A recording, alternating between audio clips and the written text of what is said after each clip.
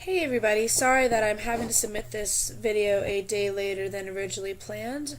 I had some flight delays out west that was causing me to sit in an airport while my laptop was in a plane headed to Raleigh, North Carolina that I was not on. They put my bag on the wrong flight, the earlier flight out, and then, my flight was delayed about 7 to 8 hours. I just got back in this morning and I'm all set to go. So, just to give you a little bit about myself, I am Tiffany Corvino and I am 23 years old. I am currently living in Raleigh, North Carolina as a personal trainer and a wellness coach. My undergraduate is in nutrition science. I obtained my undergraduate degree from East Carolina University. I have 2 dogs and 7 cats. It is a lot, I've been told. I have an older brother named Troy, who is my best friend, and I have a great loving family. I also love all types of sports, especially football and motocross. I'm very excited to be getting my master's in public health. I am very excited to keep moving forward and to keep trying to help and educate others. So, just to give you a brief background on why I am so passionate about such a great field, my father had a heart attack a few years back, and it was very eye opening. The doctors did say it was because of two very important key factors: tobacco consumption, tobacco use, and a very poor diet. Excuse me. My father smoked about a pack of cigarettes daily, which is very expensive. My father also ate fast food 5 or 6 times a week. Also, very expensive and very damaging to your body. Working on top of that 60 hours a week for about 25 consecutive years is a lot, and it will break your body very quickly. The doctor said that if he was living about 15 minutes further away from the hospital than at the time, he probably wouldn't have been here today. When I processed all this information as I was just beginning my undergraduate degree, it made me realize that nutrition, healthy lifestyle, being active, avoiding a lot of alcohol and tobacco use is what we need to strive for. And I had two paths: either become a doctor or become an educator. And to me, education goes a long way because I can help prevent. I can help others in any way possible by spreading the word, by working in preventative care so that they do not end up in the same situation as my dad. My dad had 7 stents placed in his heart, and sadly to this day, I've still caught him smoking a cigarette, hiding a box of Wendy's under a countertop to avoid me yelling at him. Some habits cannot be broken, but I will bite my tongue on the fact of I hope I never see him in that situation again. And I do not want to see any family go through someone having a heart attack or a stroke or obtaining cancer from something that we can prevent. So, like I did say previously, I am very passionate about helping others when it comes to tobacco consumption and tobacco products. I would love to be an educator at a university and at wellness centers, hospitals, just spreading the word. People don't realize how much a voice can carry. How big your voice is, how passionate you are will go a long way. I would love to just shine the light of the importance of staying away from tobacco products.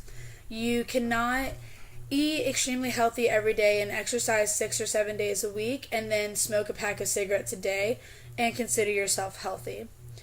My biggest goal is to also work with marketing companies around the world. I am a very well-known traveler. I do try to go to about 4 or 5 different countries every year or two so I can learn about different cultures. Now, a lot of different cultures, such as Middle Eastern Europe or even northern parts of Europe, are very big into the consumption of tobacco. But statistically, some countries have so much better outcomes when it comes to their health care. They also do not obtain as much fast food as we do, and their healthier, quote unquote, lifestyle is a bit different than ours. So for me, I would love to travel and spread the word and help educate in any way that I can and work with epidemiologists in the fact of if something comes along that relates tobacco consumption to another disease like lung cancer or strokes or anything like that, I would love to work with teams to eliminate, to figure out why, and to move forward. I think public health is perfect for a vast variety of things, and I think that the more people that at least know why this is bad and what can we do, the better off that we will be. So when we look into the aspects of public health, we think of three things: assessment, policy development, and assurance. So with public health, we focus more on different steps. Every step needs to be taken into account. We start with assessing, we monitor, we start to look into things. And then once we realize that something needs to be brought to the table and brought to people's attention, that is when we start to educate and we start to get out there and spread our word. We have to constantly plan and move forward. And we have to be powerful when it comes to this. We have to literally assure people this is what we are set to tell you. I promise you, from the planning, from all of our research, from the biostatistics that we have come up with, from every little detail, I assure you this is true and faithful, and we need to do this. I promise you from research that tobacco use is dangerous to your body, and here's why. I think that the three factors that we have been talking about are so important. Every assessment, policy development, assurance plays such a key role. As educators, the more passionate, the better research, and the better foundation that we have will carry us so much more. So let's just touch real quick on the difference between full medical care and public health. Public health is a lot of preventative care. It's more of a general abstract in the fact of we're not just helping a single person, we are helping a full-blown community. We are not diagnosing a specific patient. We are diagnosing a community or even state or even a worldwide problem. We are focusing on the general aspect of an entire community, whether it is 10 people or 100 or 100,000. With medical care, you are treating a specific illness or personalized problem. So when someone goes into the doctor and they said, well, I have a cold, and then they get the flu, they look to public health educators and employees to say, why is the flu spreading? What can be done about it? And how many people are getting affected? That is where epidemiologists come into play. That is when researchers come into play, and biostatistics and the community has to start working together. When you're dealing with medical care, it's a lot of to the point. This is your illness. This is the medicine. I'm diagnosing you. Here is the antibiotics. See you in a week if you do not feel better. With public health, we are looking into so much more, which I think is why we are all here. All of us in this program care so deeply about helping. We want to take these people as a community and eliminate as many of them as possible from going into a medical care facility like a hospital and prevent them from being diagnosed. We want to look at the bigger picture, and then we want to get down to a single microorganism. Microbiology is a huge point in public health because a single organism starts or could lead to something as big as a plague or tuberculosis, something that could lead to a worldwide problem. We have to start so small and then work so big, or sometimes we have to work really big and very abstract with a lot of different ideas and then go down to a single point. Public health and medical care do work together in different aspects. Medical care helps us figure out a lot of issues. Public health approaches these issues in different aspects to make sure that we eliminate medical care. So let's look at the history of public health just real quick. In the 18th century, things weren't really taken into effect. People were starting to wake up and realize, hey, I'm only living for about 30 years before I'm dying of plague or tuberculosis or an unknown disease.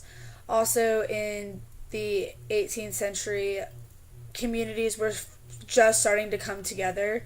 Big governments were forming, but nothing was really being done.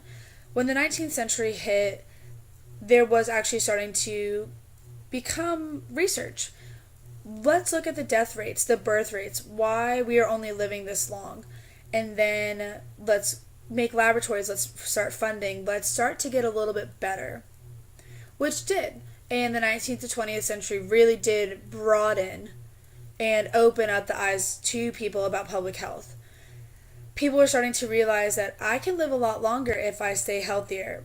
When you're surviving back in the 18th century and you don't have electricity or a hospital, you have apothecaries and war, and you don't have a lot of resources, you tend to, I hate to say this, but die quicker. Luckily, over time, things did start to get better. By the turn of the 20th century, people have been known to say that we faded, that public health did take a step back, and then now we are starting to get better. Over the past 3 to 4 centuries, we have grown so much. Now, in some countries all over the world, people are living until they're 105, 110. Women are living a lot longer, as are men. Children are not dying so young. We have medical advancements. We have community outreach. We have education and promoting systems. Now, if we could go back in time and change the public health aspects in the 18th, 17th, 19th century, maybe it would be better, but as public health educators, our biggest job is to prevent. So now going into the 21st century and moving forward, continuing with our lives, it will only get better. Sorry that this video was a bit longer than most. I do tend to talk a lot. But like I said, I am very excited to be a part of such a great program. I hope that everyone has a great semester. In the transcript that I typed, and that is under the link on the discussion board, my personal email and phone number is on there. If you have any questions or need to talk or want to discuss our class, please feel free to get in contact with me. I really am excited for this semester, and I will talk to you guys soon.